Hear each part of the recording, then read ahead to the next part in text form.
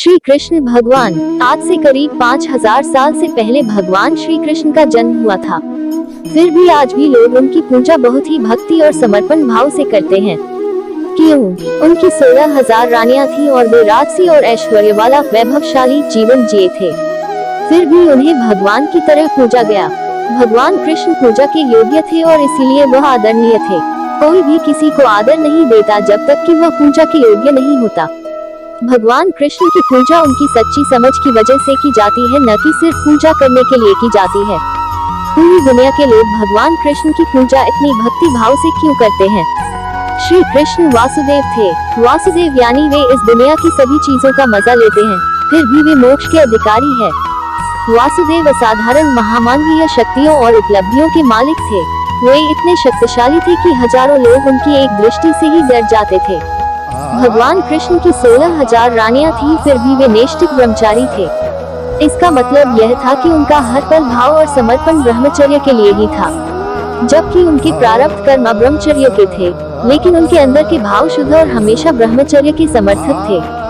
यह उसी तरह है जैसे कोई व्यक्ति चोरी करता है, लेकिन उसके अंदर के भाव हमेशा ऐसे होते हैं कि मैं चोरी नहीं करना चाहता, तब उसे नैष्ठिक चोर या अंदर के भाव चोरी नहीं करने के हैं। अंदर के भाव से ही आने वाले जीवन के नए कर्म बनते हैं। दूसरी ओर जब व्यक्ति लोगों को दान देता है तब उसके अंदर ऐसे भाव होते हैं कि मुझे उन लोगों से इसका लाभ मिलेगा, उसके दान का फल अगले जीवन में नहीं मिलेगा। सभी चीजें जो हम अपनी 5 इंद्रियों से देखते हैं और अनुभव करते हैं, उनका हमारे अगले जीवन के कर्म के खाते के लिए कोई महत्व नहीं है। हमारे अंदर के भावों की वजह से ही नए कर्म बनते हैं। बाहर के कर्मों के साथ ही अंदर के भाव होते रहते हैं।